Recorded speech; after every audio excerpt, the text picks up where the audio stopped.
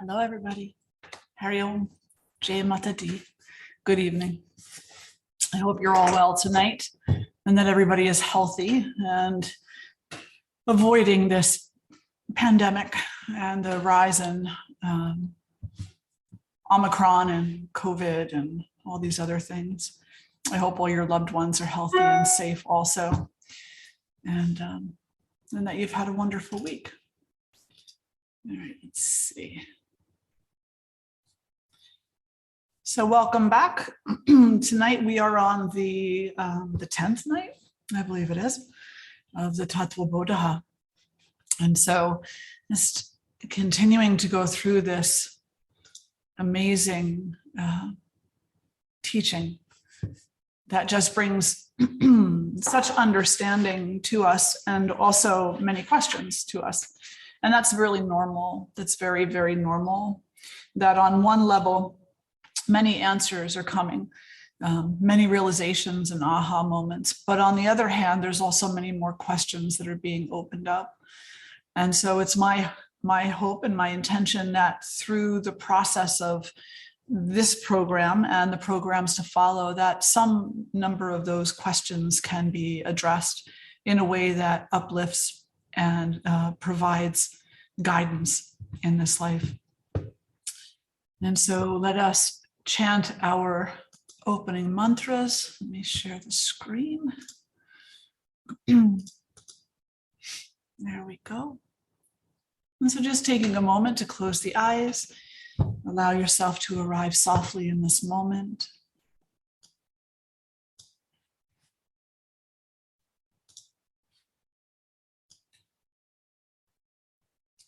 Clearing the heart and the mind of any obstructions, of any resistances.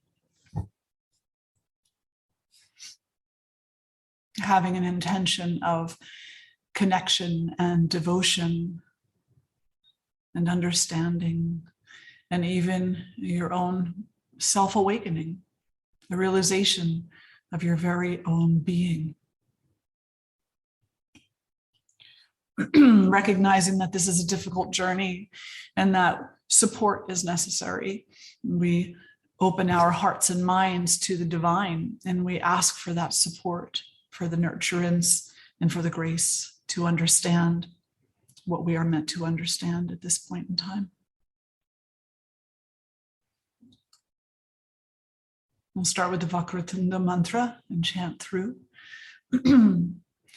Om Vakratunda Mahakaya Surya Koti Samaprabha Nirvignam Kuru Me Deva Sarva Karyeshu Sarvada Om Sarve Bhavantu Sukhina Sarve Santu Niramaya Sarve Bhadrani Pashyantu Ma Kaschit Dukha Bhag Bhave Om Shanti Shanti Shanti. Om Asatoma Sadgamaya Tamasoma Jyotirgamaya Mrityorma Amritam Gamaya. Om Shanti Shanti Shanti. Om Vasudevendra Yogindram Natvagyan Pradam Gurum Mumukshunam Hitartaya Tattvabodhah Bidhiyate. Just taking a moment to breathe in and breathe out. And then fluttering the eyes open. And we are here studying the Tattvabodhah, the prakarana, the means of knowledge, the means of understanding, particularly the teachings of the Vedas and the Upanishads and the other scriptures. And this text is meant to shed some light on concepts that might be unknown to us or confusing to us. Perhaps we've never even encountered some of them before. And so this text, we're using the commentary by Swami Dayananda, but this text written by Shankaracharya is just an amazing foundational support for the temple that you are constructing in this life, the temple of your Dharma, the temple of your devotion, and the temple of your life itself, of the way that you live. And we've talked about many things so far. And last week, we came to the place where we were talking about truth and consciousness. And the knower and the known was the week before that.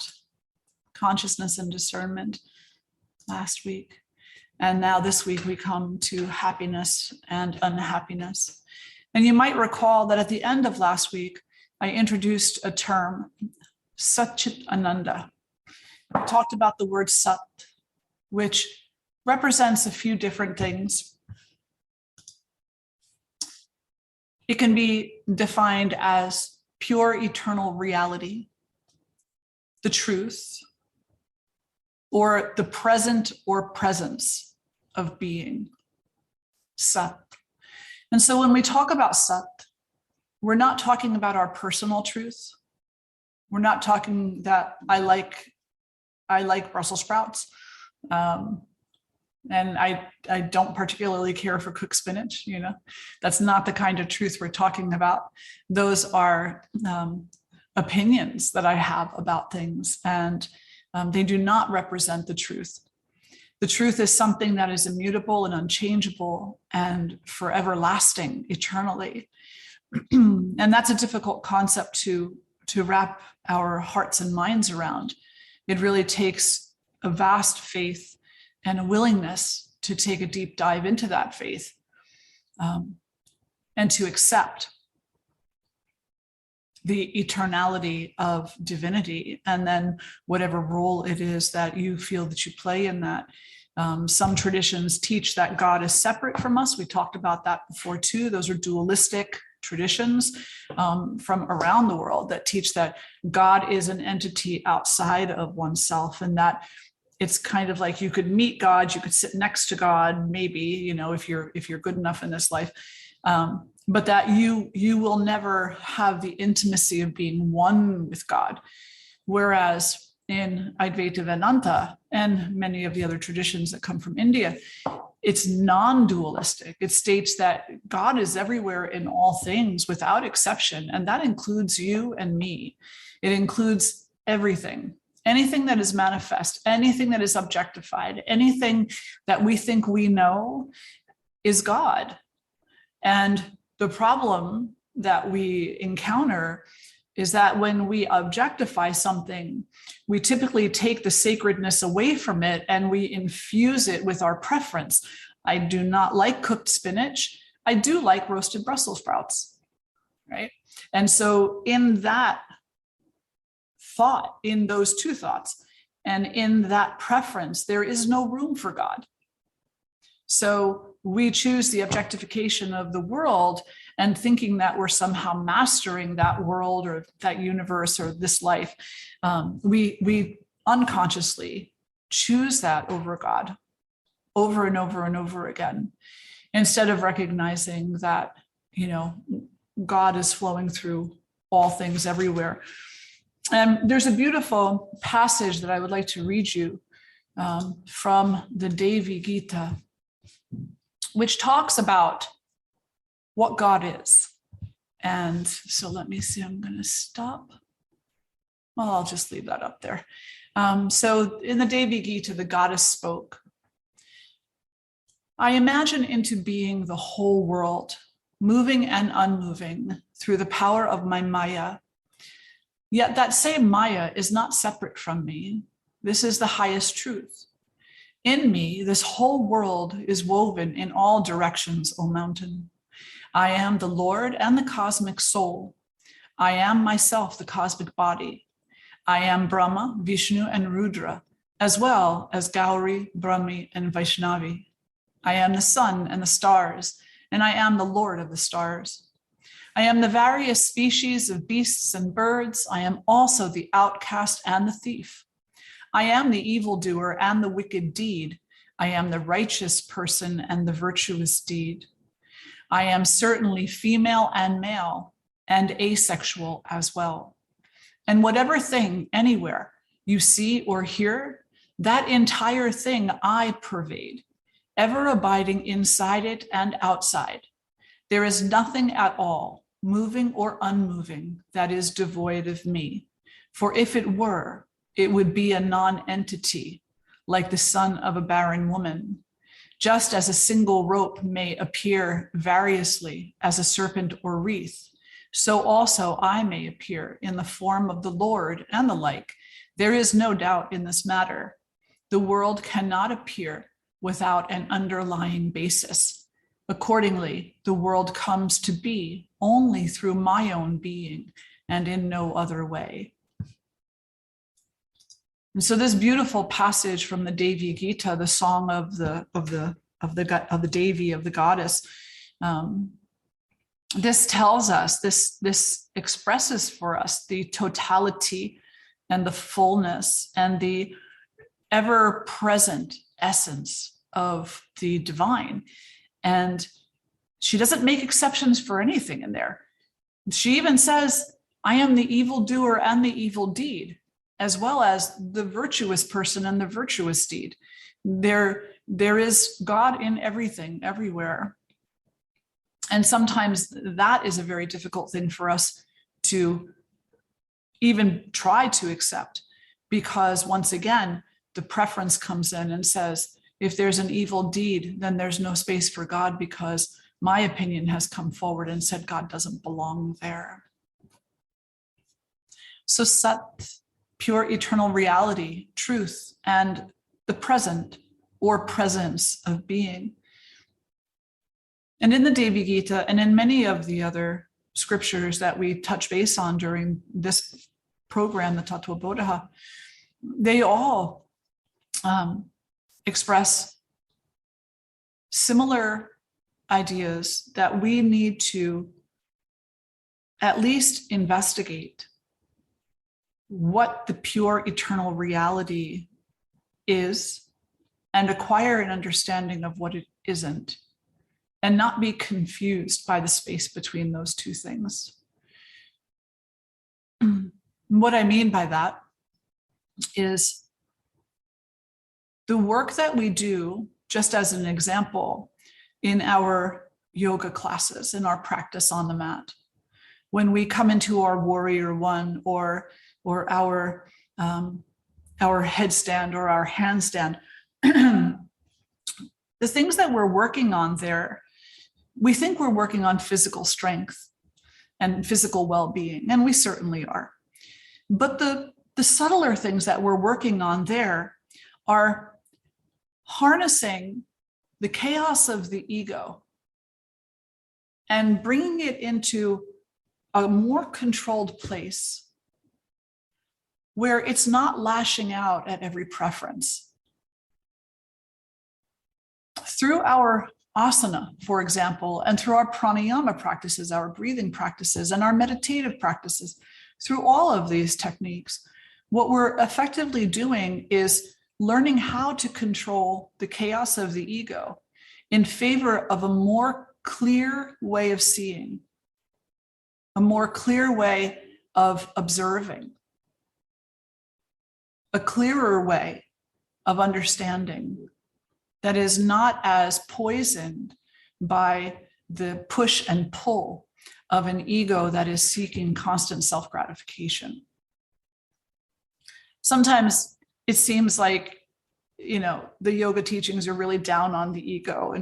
And I know there's a lot of places out in the yoga world where people talk about, they're like, oh, the yoga is so down on the ego is not a bad thing. It's like, the ego is not a bad thing. The ego is either healthy or it's ill. If the ego is healthy, then it's actually an amazing support for us, because as Reverend Jagannath once said at a satsang that I was sitting in with him, he once said, if it weren't for your ego, you wouldn't pursue peace, at least initially. If it weren't for your ego, you wouldn't pursue many of the spiritual things you pursue, at least initially, because your ego is the one that tells you, you can do this, go ahead. And then you get there and you start studying and start applying yourself and start realizing the lessons. And then the heart comes in to play. And then the devotion and the surrender and the understanding are grown. But initially, for most people, it is that little egoic push that gets us at least to the door. And then grace sends us the rest of the way. So the ego is not a bad thing. It's not something that you want to stomp on and, and annihilate. The ego is either healthy or it's unhealthy. And so the best thing that we can do for the ego and for the better health of ourselves is to understand the differences between happiness and unhappiness, between what is real and what is unreal, between pain and not pain, between violence and non-violence, between truthfulness and non-truthfulness.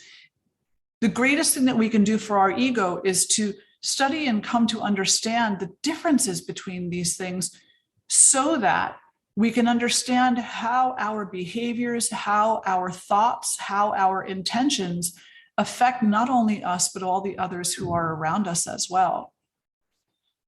How when we are existing in a state of ego chaos, how our suffering escalates. And when we are existing in a place that is what we'll call more balanced, how suffering tends to diminish. It doesn't go away. And that's another thing too. There's so much misunderstanding. And we touched on this a little bit last time. There's so much misunderstanding. People think, oh, well, I've been practicing yoga for a year. I shouldn't be suffering anymore. It's like, yeah, no, you practice yoga for a year. You're probably suffering more than you did the day you walked into class because it's cleaning you out. It's opening you up and causing you to look at the things that for years you don't really want to look at. I know that was my experience with it. It was like, in my early days with yoga and all the way up until now, it is constantly reminding me of where the work is that needs to be done. So to think that, well, I practice yoga or I study the scriptures and now I'm going to finally be happy. No, we need to look at what you mean by happiness. Do you mean satisfaction of the egoic chaos? Because that's not really even possible. It's not really possible to satisfy the egoic chaos. Chaos is seeking nothing more than more chaos. That's all chaos wants. And that is unhealthy. And it leaves our physical body in a state of ruin. It leaves our mental body in a state of ruin and our energetic body fatigued. It doesn't leave us a whole lot of space for much else. So one of the first things that we might find when we're coming into a path, a seeking path, a path where we're studying and starting to ask questions, what we might find is that we're suddenly willing to put down a few things, to put a few things away. We're suddenly willing to stop excessive drinking. We're suddenly willing to, or at least thinking about, to change our meal plans. We're suddenly thinking about the way we expend our energy. We're suddenly looking for meaning. And it's, there's this movie, it's a very campy movie, but it's very good anyway. Wayne Dyer, and it's called The Shift. And so it's based on his book, There's a Spiritual Solution to Everything. And that might even be under some labels, the name of the movie. But in there, this is what he's talking. He's talking, and this little book, which is probably like 100 pages long, is just such a great little book. And in there, he's talking about the moment that like you think you step on the path, and then there's the moment that you actually are on the path knowingly. And the difference between those two moments is what you're willing to put away, what you're willing to relinquish, to let go of. Sometimes we think we're stepping on the path, but we're grasping onto those habits and those thoughts and those behaviors. And that grasping is causing suffering. It's causing unhappiness, because we know that if we want to walk this path, we can't drag those things along with us. It just doesn't work. They're not harmonious there. So the moment that we think we step on the path, and then the moment that we actually do take that step into that part of the path, is when we put those things down and say, I can't carry you here anymore. I have to leave you here, And I'm not leaving you out of hate. I'm not leaving you out of disgust. And I'm not leaving these habits behind out of a sense of self-degradation. No, I'm leaving you there because that's the loving thing to do, is to no longer abuse the energy that I have in this body and mind, and to no longer abuse the energy of others with whatever these habits may have compelled. Does that make sense? Yeah. So Sat, pure eternal reality, truth. And again, not the personal truth of liking or not liking Brussels sprouts, but this bigger truth, which if we try to take it all in one fell swoop, we would be extremely overwhelmed and probably the top of our heads would blow off. We try to logically understand it initially, but really we just kind of look at it in small doses, a little bit here, a little bit there. We try to deepen our devotion, deepen our studies, cultivate the faith necessary to take that next step forward into the unknown, and have faith that the divine is not only there, but is also here within us, taking that step as us, with us. And in that faith, we find the truth. In that faith, we find the truth. So the second word is chit. And chit is a beautiful word. It means many different things, all kind of similar, but defined many different ways. The first is knowledge. And the second is intellect. And the third is consciousness. And when we look at Swami Shivananda's teachings, Swami Shivananda says, Sat Chit Ananda, truth, consciousness, and bliss. Period. He says that says it all. Truth, consciousness, and bliss. This is the goal of every human being, in addition to the Purushartha, in addition to the goals that every human has of dharma and of artha and kama and moksha, or of duty, wealth, pleasure, and liberation. We also have this responsibility as a human, which is to explore and arrive into a state of Sat Chit Ananda, into a state of unison with truth, consciousness, and bliss. Truth being that all divine, that all encompassing truth of unity and divinity. Chit being consciousness, the flow of consciousness, the understanding that these thoughts are only a reflection of my attachment to a very tiny,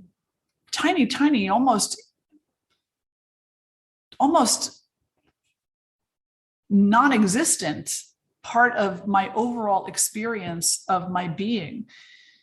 And yet look at all of the energy that I'm putting into that. I'm denying my overall consciousness, that higher consciousness, that sacred consciousness, in favor of what we could call a futile argument, or a futile like or dislike.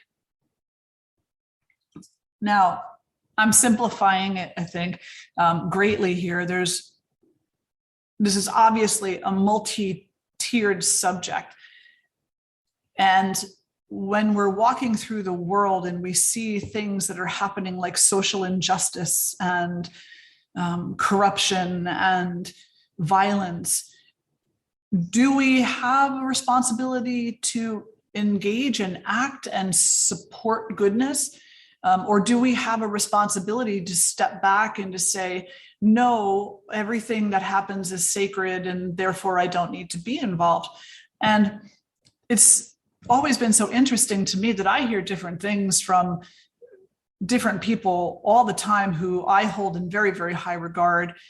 Teachers that I have sat with, who one says we have the responsibility to be involved and active, and another who says, no, we don't have that responsibility to be involved and to be active. Our only responsibility is to cultivate the faith that all things that happen are the will of God and all things lead to the greater good.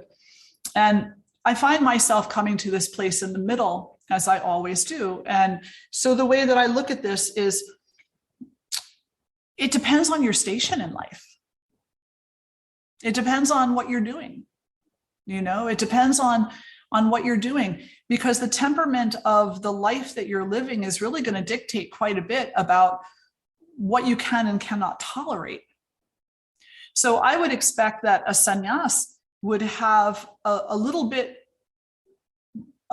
more, perhaps, of an ability to at least say, even though this social corruption is happening, this is going to lead the way eventually to something good. And I can place my faith in that, because goodness always wins. Whereas an individual who is very much caught up in the day-to-day living in the world may be in a place where they're only concerned with this social injustice aspect of it, because that's what they're working with day in and day out. It doesn't excuse the sannyas from being active.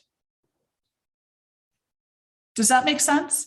But what it does is, it's an illustration that we can come at social problems and social inequities and violence in different ways. And sometimes coming at it from a place of saying, this is all going to lead to the greater good.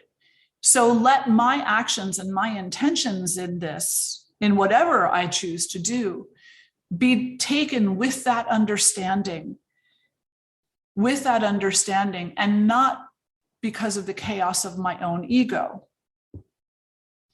But often what happens is that we have social action, and it is, on the surface of it, appearing to be a very good cause. And I know I myself am guilty of this.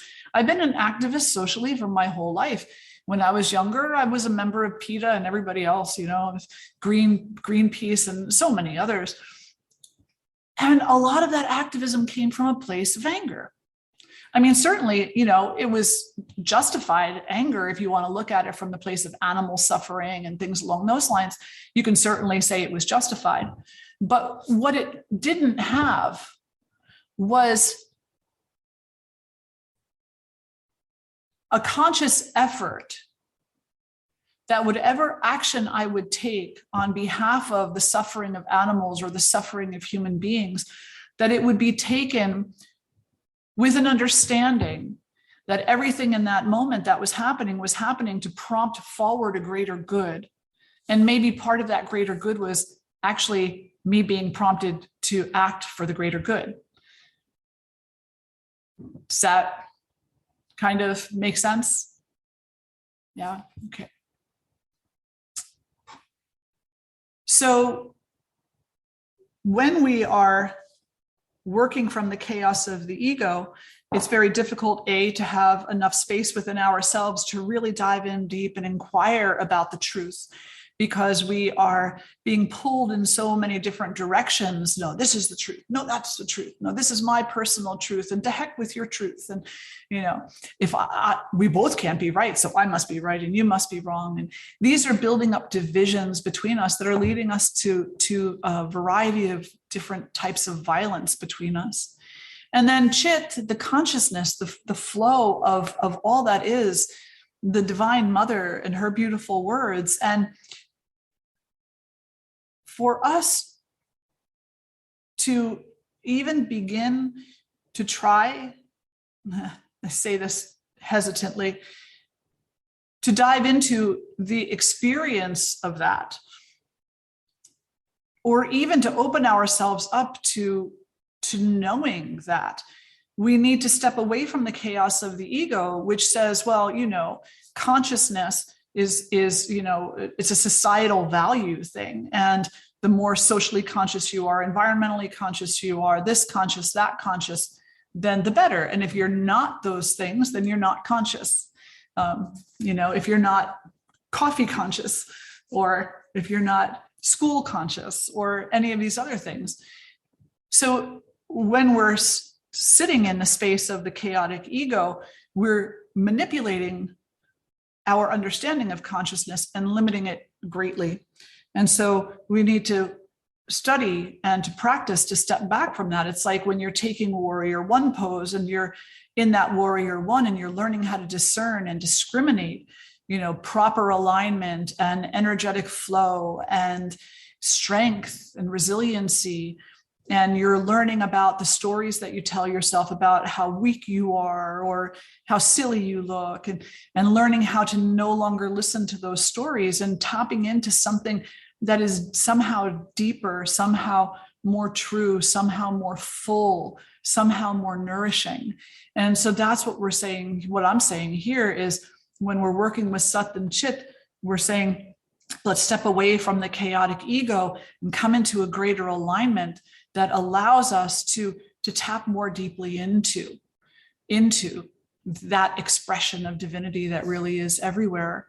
I mean, think of how your life would change, right? How would your life change if one thing that's dogging you right now, one problem that you're having, that you're complaining about a lot, what if you turned yourself around and instead of complaining, said to yourself something along the lines of,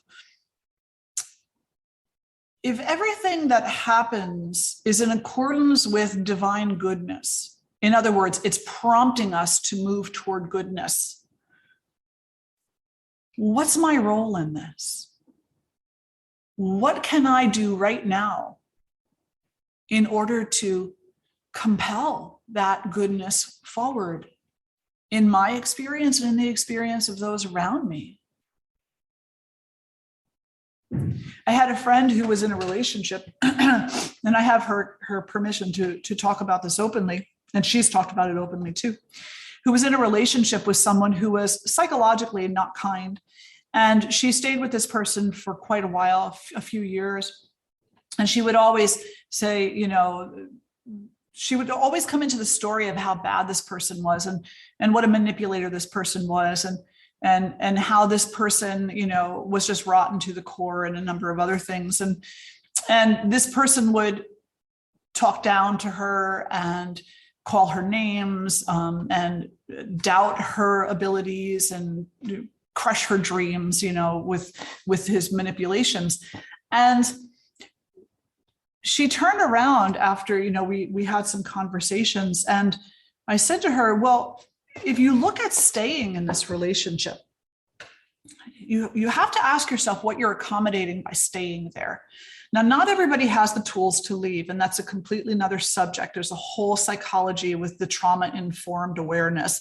Not everybody has the tools to leave. But the first thing we need to ask ourselves is, do I have the psychological, the mental tools to leave this relationship? And if not, can I get them? And that's another layer of things that goes, another layer of questions that goes on there. But in let's just say in a perfect world, to sit there and to say to oneself, if I choose to stay, then that is actually a harmful act. Because my choosing to stay does not prompt change. If I choose to go, then that could actually be a very kind act. Because my choosing to go under particular circumstances prompts change. And that change may be compelling a movement toward goodness on behalf of herself and on behalf of her partner. I'm not saying she's responsible for his poor behavior in any way, shape, or form. He's responsible. That's his karma. That's his issue. He's got to be the one to, straighten himself out. However, if we're having a conversation and you're talking to me and you're saying things to me that I don't want to hear, and this happens to people in the job, in the workplace, this happens to people in the stores, this happens to people with their friends where they're afraid and they don't want to speak up. They don't want to make waves. They think that everything will just kind of change on its own. Then what you're effectively saying is, I accept this. That's what you're effectively saying. And just as a very kind of small example, and this is such a small example, but years ago, I used to go food shopping at this little place by our old house in Toms River, New Jersey. And then there was a man who was a greeter at the door. And then I'm going back now 30 plus years. So I would walk in, anybody would walk, it wasn't just me, and any woman would walk in. And sometimes he would be very formal and say, hello, how are you today? But every once in a while, and it seemed like he did this to me every single time, he would say, hey, sweetheart, how are you today? And the first time I just said, I'm fine. And I, just kept walking. And the second time that I walked in, he said it. And I just kind of said, I'm fine. And the third time that he said it was a moment where I turned around to him and I said, I don't mean any harm to you in this statement at all, but some women don't like to be called sweetheart. My name is Sharon. And if you want to say, hi, Sharon, how are you doing? I would love to talk with you and let you know and ask you how you're doing. But if you call me sweetheart, that's not going to be the response you're going to get. So in our own small relationships, not talking about the ones that are, psychologically complicated, but even in our smallest relationships with the clerk at the store, can we put into place those healthy boundaries that say, I'm going to speak in a way that in my own heart, I really do feel compels us toward a greater communication and maybe a greater goodness. Now, of course, whether he called me sweetheart or he called me Sharon isn't going to compel us toward the ultimate spiritual goodness. It certainly made me a little bit more comfortable, though, when I was talking to him. And that certainly can be a little bit of the chaotic ego creeping through. But also, it may have given him an opportunity to rethink the way that he spoke with people, because there's a lot of women who feel that way, that when a man they don't know calls them sweetheart or tells them to smile or says these other things, that it's actually quite condescending. And if it were another woman, maybe she would not have been so kind. Maybe she wouldn't have said to him, look, I'm not comfortable with that. If you call me by my name, I will most certainly have this conversation with you. Does that make?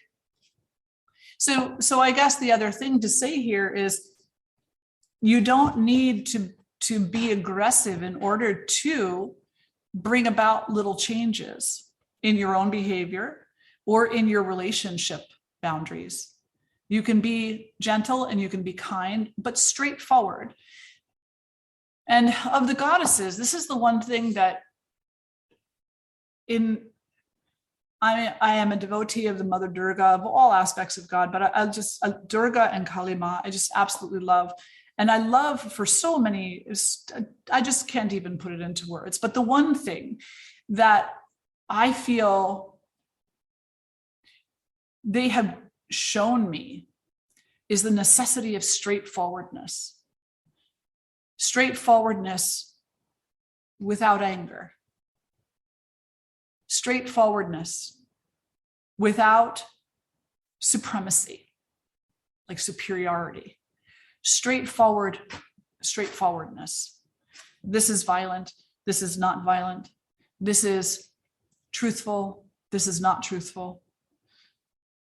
A straightforwardness that in my own life and in my own self-study, swadhyaya, as we spoke about previously, has, I feel, served me very well and continues to.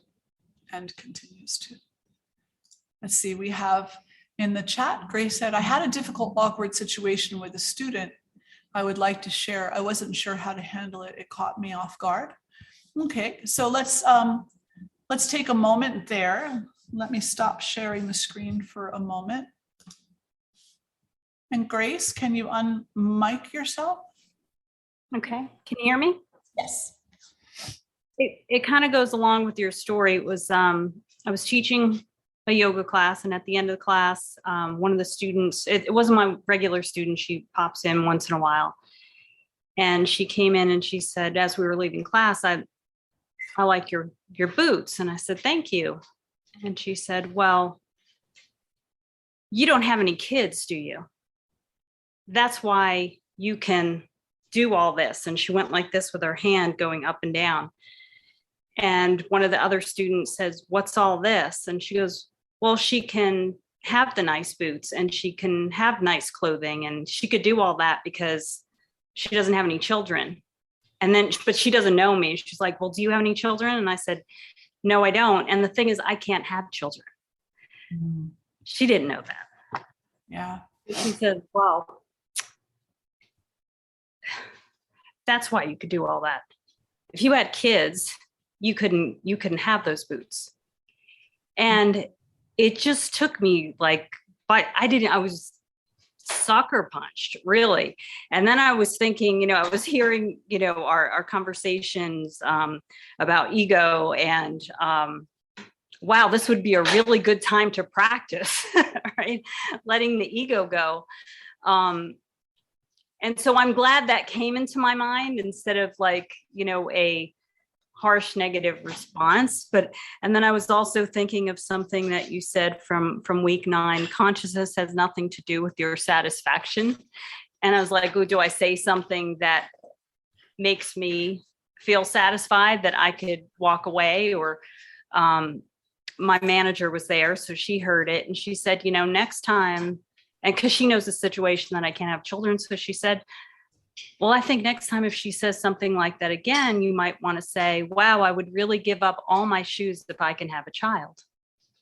Just to make her think, because you don't need to, I don't know. So I was kind of left with, how do I put this into practice? And, it was hurtful. And, because like that gentleman for you, that could be a lot of, for a lot of women could be condescending. When other women say things to women who can't have children without a thought, that's really hurtful. Mm-hmm. And so I felt like, well, is it my job to let her know, woman to woman, that's not okay? Or is that just satisfying my ego? And, at the end of the day, a week later, my head's still spinning with like, I really, because it might happen again. Who knows? Because she might pop into class and, I just wanted your thoughts on that based on the practice. And it just seemed appropriate with your story that's why I messaged. Absolutely. And thank you, Grace, so much for sharing that and for sharing something that is so sensitive also and so personal. So please know that I'm holding so much space for you right now and the uncomfortableness that you must have felt in that moment. I mean, to have somebody just make that kind of an assumption about another person is a difficult moment to be in. But isn't that what we all do from time to time? Don't we all make assumptions about other people? Now, there's a few things that I could say about this. And the first one that I'm going to say is potentially the hardest. Okay? And so that is the following. It would be beneficial I don't think that it's my view. I feel that this is in lieu of in light of the scriptures. It would be beneficial for you to understand that whatever this woman says is not coming at you. It is coming from her. And it's evidence of her own suffering. So you can look at this woman and you can recognize that for her to say to you in an envious way, I really like your boots. Oh my gosh, obviously you dress really nice. And obviously she's taken by that. And obviously she feels that she can't do that in her own life. And so she feels she's lacking, which is a universal human tendency, is to feel lack. There's something I don't have, and therefore I'm not whole. So you could, and like I said, this is the hardest one. So you could recognize that and acknowledge that really anything you say in that moment, and even agreeing with her, is only going to compound her suffering. If you say to her, well, you don't know who you're talking to because, and saying it as nicely as you want to, is still going to cause her to go even deeper into her suffering, to feel that she has hurt you, she's a bad person, she's thoughtless, she's mindless, to have her compel these stories in her mind that lead her further from goodness and not toward it. So that would be the first thing, is to acknowledge that what anybody says to you, no matter who they are, that if they say something and that you take it as hurtful, that it's not coming at you, it's coming from them. It's their experience of life. It's their thoughts of their own inability or their own inadequacy about themselves, projecting it onto you. Now, the second thing that we can look at, and this is equally hard, is that the reaction that one has to those things is that this person has said something and now I will take ownership over it. It's not yours to own, right? If you take ownership over what she said, then you accept the karma that goes along with it, right? You accept the consequence that goes along with taking ownership over it. And what does that do for you? What does it do for you? And just like a totally different example, someone comes up to you and calls you a jerk, right? We react violently when someone calls us a jerk. Why? Because we take ownership over that. We say, don't you call me a jerk. Don't you say that to me. And so we take ownership over that statement, and it builds up inside of us, kind of like a pressure cooker, until through whatever emotions it is that it triggers, we can't hold on to it anymore. And then maybe it comes out in some pretty unhealthy ways. So the second thing is, don't take ownership over this woman's words. Understand it's coming from a place of her suffering, of her own sense of lack, and don't take ownership over them. She's not talking about you. She's talking about her. And so if you look at the opposite side of that statement, she's saying, oh, well, you mustn't have children. What she's actually saying is, well, look at the sacrifice I had to make to have children. I can't have nice things. I can't afford them. I can't dress the way that I want to dress, et cetera, and so on. So again, turn that around. She's not really talking about you. Now, there is also room here to say that if someone comes to you and says something that's completely insensitive, and they know they're saying something that is insensitive, so she's speaking out of ignorance there also, right? So this is a wonderful example of ignorance. She's speaking out of ignorance there. She doesn't even know you. So she doesn't even know what she's saying. So how can she be talking about you? She can't be. And I know that may not help, but it really is the truth, is that she's speaking out of ignorance. She doesn't even know why she's saying what she's saying. But if you did feel compelled to say something, if you did feel compelled, if she came in and she said it to you again or something like that, or there are ways that you can respond that are less personalized. So for example, you're a yoga teacher, right? What teachings might come in handy in that moment? What teachings might come in handy? And to tell you the truth, there's one from the Bhagavad Gita that just jumped right out at me the moment that you started telling your story. And that was when Krishna looked at Arjuna and said, do not be so concerned with what other people are doing or are not doing. Be concerned with what you yourself are doing or are not doing. Because you cannot make accurate projections onto other people, no matter how well you think you know them. Doesn't jive. So you can come back to the teachings and let that be your foundation. Let that be the place that you speak from as a teacher. The really hard part there, though, is there's going to be that pull from the emotional inside that says, and by the way, you don't even know what you said to me and how hurtful it was. Yeah. So does that make sense? I hope that that's supportive. I am completely understanding your feelings on this. I really, to have somebody misunderstand you that way is a hurt. And that's actually what I was looking for is from the teachings, because not a way for me to, feel better necessarily. Like that's why I'm studying this, right? To be more compassionate. And I was flipping back and forth between personal hurt and, obviously she's suffering. Mhm. And her truth is, the thing is, I teach at a country club. This lady has way much more money than me and is standing there in a North Face jacket and very nice clothing and saying she's, so it wasn't even about that. There's definitely some other suffering or sacrifice or something that's going on in her life. So well, whenever we meet somebody, it's, are they younger than me? Are they prettier than me? Are they more handsome than me? Are they richer than me? Are they stronger than me? Are they funnier than me? That's the first place that the human ego tends to go to, is the place of what makes you different than me. If only we could get to the place where when we encounter each other, we say, oh, I see you. I don't need all the other details because you're enough. I don't need to compare you to me. That's just so hard though. And we also need to remember that no matter how deeply we're diving into these beautiful teachings, and we may be having epiphany after epiphany, but other people aren't, at least not in the same regard, because they're not on your path. They're not studying the things that you're studying, or maybe they are, and it's just affecting them a different way.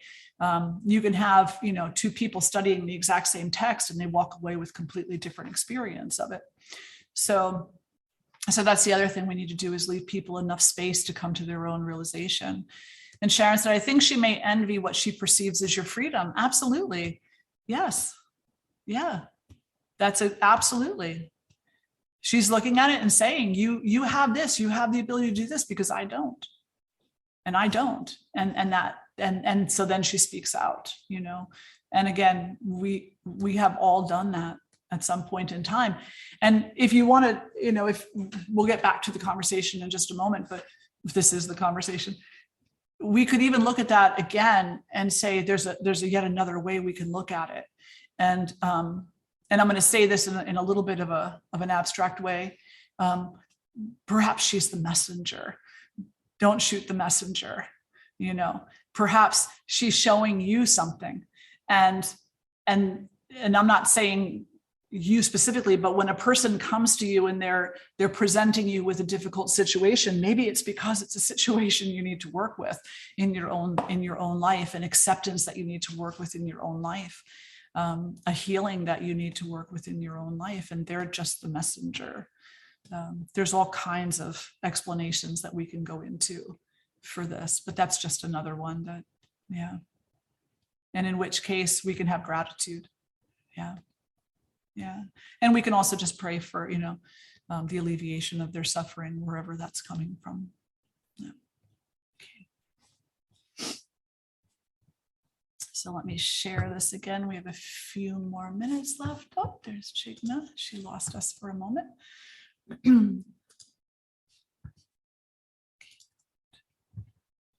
All right. And so then we come to Ananda. And Ananda is bliss, happiness, peace, joy. But again, when we're talking about Ananda, we need to be certain that we're not talking about egoic happiness. We're not talking about the satisfaction of the ego. We're talking about the kind of happiness that is a sense of contentment, of deep contentment, which is undisturbed, undistracted, and unaffected by anything that's happening in its surroundings. And I just love those three uns: unaffected, undistracted, and undisturbed. And that's really the definition of peace. So to be at peace, Ananda, bliss, peace, to be at peace with the truth of yourself, of your greater self, of your innermost self, of the Atman. To completely accept. Think of the last time you completely accepted something. You completely accepted something. You get a test back, right? Let's just say, I remember when I was in school for my political science degree, I've always been a very good student. I've always been, like if in my college career, always been A's and top of the class and stuff. Never got anything under an A-, and I only had like 1 A-. And my teacher in my international studies class comes and gives me my paper back, and it's a C-. And in that moment, he crushed my happiness. And I just kept thinking, and I went to him to talk to him, and I said, I don't understand where this comes from. And he's telling me what the paper is lacking. And I'm saying, but no. I'm negating the entire thing all the way. I'm not accepting what he's telling me. And some things, it was a good thing I didn't accept what he told me, but some things were very valid also. When we cannot accept the validity of the truth, then we cannot be happy. And when we look for the flaws and the moments that the ego says, God, it's not here, you're alone in this right now, then we cannot be happy, because this type of spiritual happiness comes from what we could call God consciousness, not consciousness of God. That's an objectification, but God consciousness. The acceptance, or it's not even acceptance, these words, it's the knowing and the abiding in that knowledge that God is within you, not outside of you. So Satchit Ananda, truth, consciousness, and bliss. And Satchidananda is also a name for Brahma. It's a name for the Supreme Spirit. And Satchidananda are the three attributes that every spiritual seeker is actually seeking, whether they can put it into words or not. Truth is what they're seeking. Consciousness, awareness, knowledge, not knowledge like I just read a book and can read back to you a whole paragraph or a chapter, but the kind of knowledge that just rests so easy inside the heart that it is the truth. No matter how much the ego then comes forward and it's like, no, it's not. And the heart is just resting in that truth. And bliss. And bliss is peace. Bliss is not jumping off the walls in passionate joy, right? That's passion. And that's very tiring, right? Anybody here been so happy that you got tired, right? We all get that way sometimes. So that kind of happiness, which is excessively passionate, is not what we're talking about here. We're talking about something that is constant, like a peaceful ocean, consistent, restful, but purposeful. And also the name of Brahman. So I was going to talk a little bit about Om this evening, but I think I'm going to save that. And instead, I'm going to close with another reading from the Devi Mahatmya. Yeah, okay. And so this reading continues with the Divine Mother explaining to us who she is, what her essence is, and how we can find her, and what is necessary in order to come into intimate relationship with her. And it's the most intimate relationship because it is the acceptance that she's not separate from you. She says, now be attentive while I explain the highest kind of devotion. One who constantly listens to my virtue and recites my names. One who is firmly intent on me, a treasury of auspicious qualities, whose concentration is ever steady like a continuous flow of oil, who has no ulterior motives in at all in these actions. Having no desire for liberation in any form, whether living in my presence, sharing my powers, merging into me, or dwelling in my heaven, who knows absolutely nothing better than serving me, cherishing the notion of servant and master, and thus not aspiring even for liberation, who enthusiastically thinks of me alone with supreme affection, knowing me truly as never separate from oneself, not acknowledging any difference, who thinks of beings as embodiments of myself, loving other selves as one's own self, who makes no false distinctions, realizing the universality of pure consciousness, my omnipresent essence manifested in all beings everywhere at all times, who honors and respects even the lowest outcast, discarding any sense of difference and thus wishing harm to no one, who is eager to see my sacred sites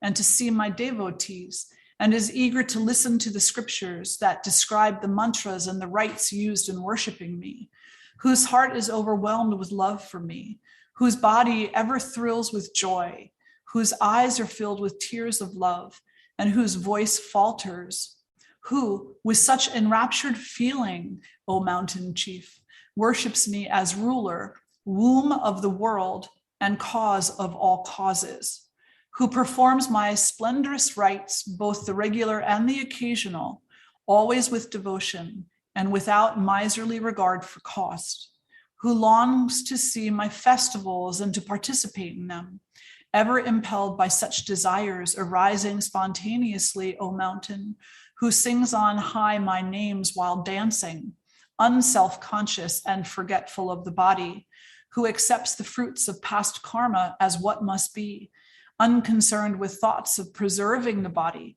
Such a person practices devotion deemed supreme, in which there is no thought of anything except me, the goddess, the person in whom such supreme devotion truly arises, O mountain, then dissolves into my essential nature of pure consciousness. That person finds bliss. Any questions or reflections for today?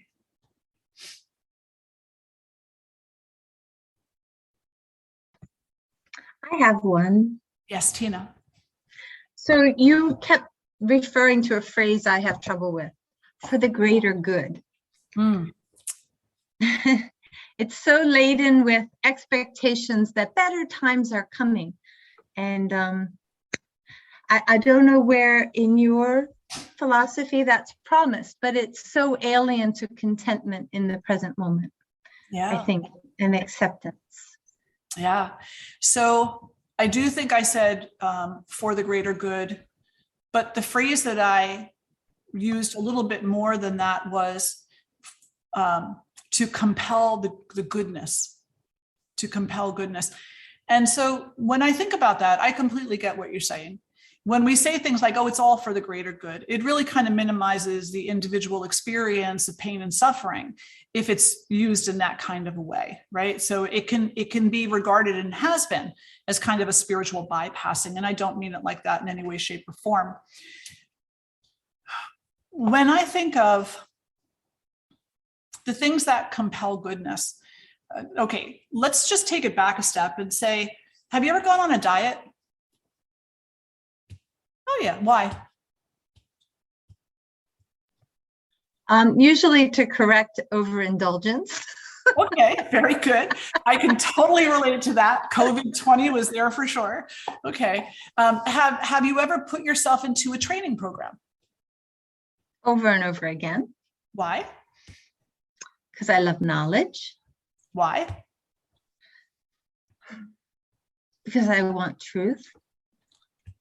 Why?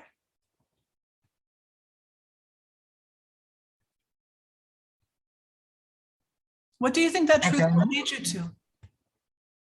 God. Oh. Yes.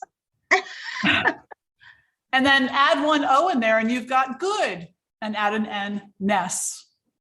So when we say compelling the goodness, what we're saying is we understand that we are flawed beings. Now, by flawed, I mean every single one of us is violent. Every single one of us tells little white lies.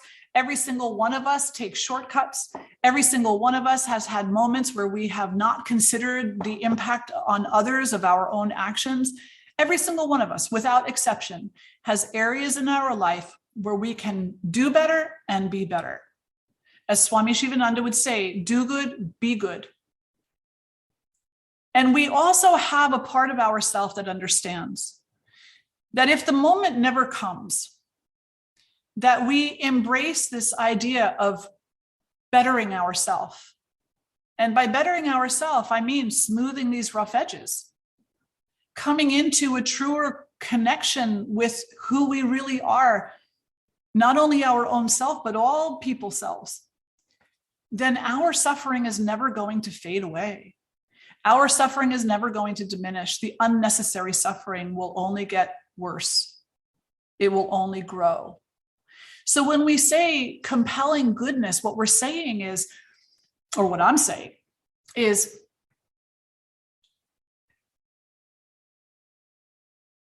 in my personal journey, the more I work on myself, the more I am open to the moments of deep connection with God and Goddess, with that. And in those moments, when I am that deep in my own work, then I am not a hindrance to yours. And to me, that is in one part compelling the goodness. Because you don't come into a training program just to waste your time. You come into a training program to better yourself. You don't go on a diet to waste your time. You go on a diet because you think you're bettering yourself. You don't go to a doctor to waste your time. You go because you think they're going to give you something to better yourself, whether it's your physical self, your mental, emotional self, or your spiritual self. And the bettering is what we call goodness. But it's not the egotistical goodness. It's not that like everything's got to be good and unicorns and sparkles and stuff like that. No. The goodness, as a matter of fact, is more in line with accepting the difficulty of day-to-day living in a physiological, biological world that is enthralled with egos right and left and everywhere we look, but still staying faithful to the teachings and staying faithful to our own dharma, not allowing ourselves to be swayed. Does that make sense? Yeah. I know it's so hard in this world, because we're so kind of caught up in the tangle of, I don't want to say political consciousness, because I think that there's a definite need for that. But sometimes a phrase is just a phrase, and we're going to do with it what we will. And maybe therein lies our work, right? Maybe therein lies our work. Is that we need to ask ourselves. So, and I'm not saying this to you, Tina, specifically. I'm just saying whatever it is that kind of puts us off edge, maybe we just kind of need to look at that and say, what part of that is it that I'm not comfortable with? What does it represent to me? And is it a possibility that it actually means something else? And that in this moment, I'm just not able to see it. Yeah. But in follow-up, Sure. does your ideology promise nirvana or the kingdom, the everything perfect? Oh goodness. I'm gonna take my own advice and read directly from Swami Dayananda on that one. Let me just get there and find the page. I hope I can find the page.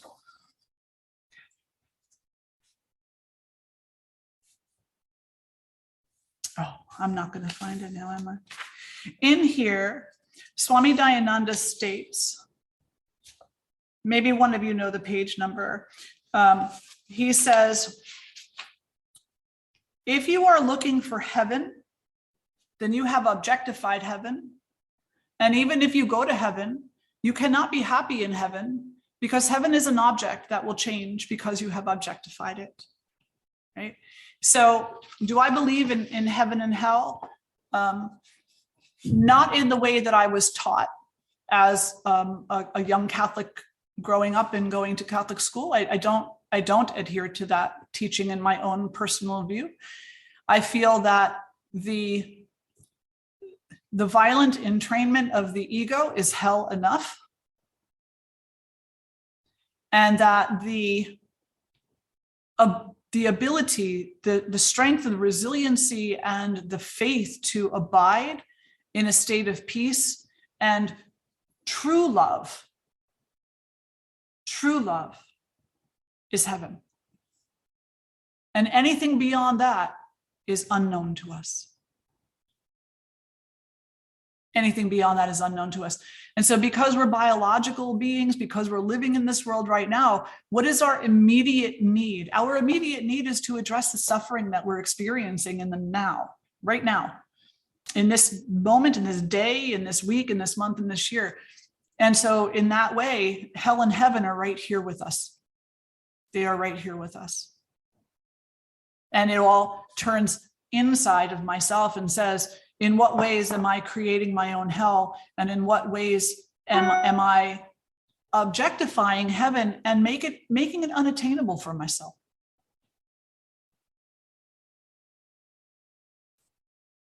I could go on about that for a long time, but I won't. Do you have any other questions, Tina?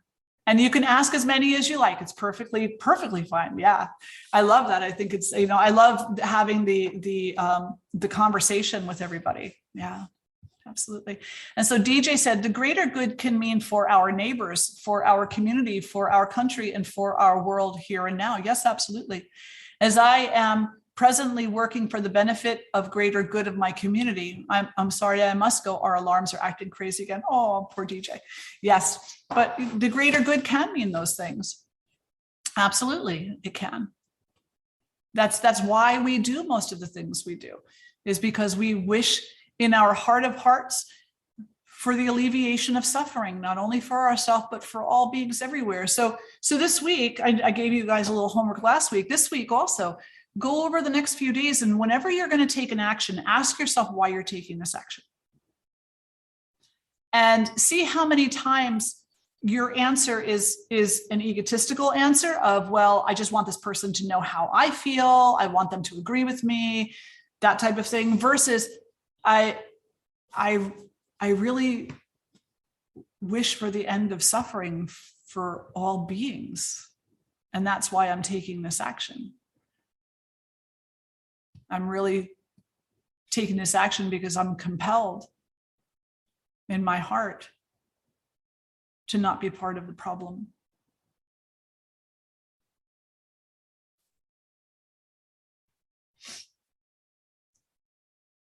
Any other questions or reflections before we go for tonight?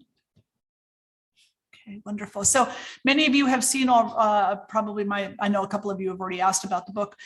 So the next session that's going to be coming up, we're in week 10 here tonight. And so in 6 short weeks, can't believe how fast it's going, we will be shifting into the next topic, and that will be the Tattvabodhah.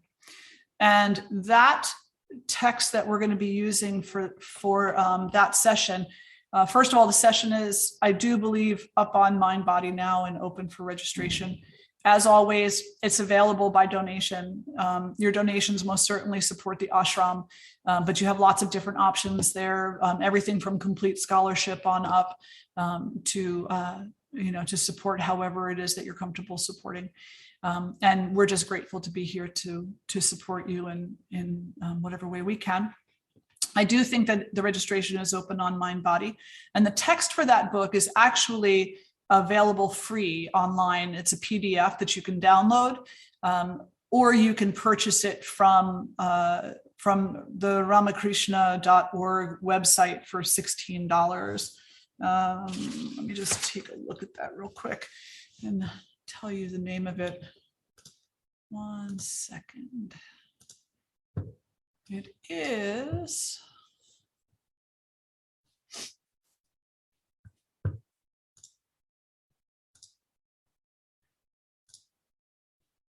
It is the Self-Knowledge by Swami Nikhilananda, Nikhilananda, Swami Nikhilananda. And again, that's available for free download, but if you want the hard copy, you can get the hard copy from ramakrishna.org. Would you mind spelling that again? Absolutely, I know. Nikhilananda.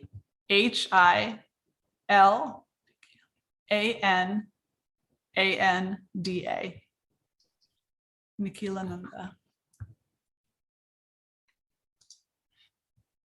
And I wasn't sure the website. It's Rama, R-A-M-A, Krishna, KRISHNA.org. Thank you. Krishna.org. And that should also be posted in the group that's being, the Facebook event thing that's being created, if it's not already up there. I'll have them add that link in as well. Okay, so, and I hope to see many of you there. I hope you all feel that you're intrigued and interested to continue on, but we do still have 6 more weeks here. So we have a lot more to do, a lot more ground to cover. And I'm really grateful to have you all here. So let's sit up tall. We'll close the eyes. Take a breath in and a breath out.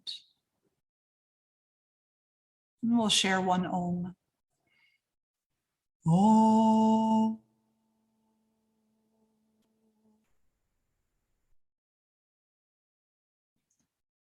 Om Shanti, Shanti, Shanti. Om peace, peace, peace. Namaste to you all. Be well. See you next time.